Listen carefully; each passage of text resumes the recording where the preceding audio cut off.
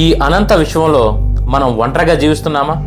లేదు అంటే మనకంటే తెలివైన, మనకంటే బుద్ధిజీవులు మనతో పాటు వేరే చోట ఈ విశ్వంలో జీవిస్తున్నాయా?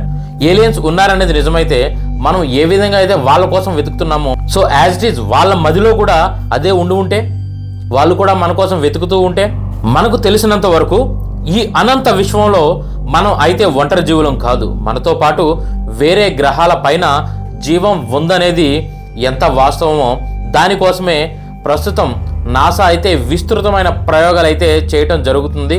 వాళ్ళకు ఎలాగైనా కాంటాక్ట్ అవ్వాలని, వాళ్ళకి మెసేజ్ పంపించాలని చెప్పి.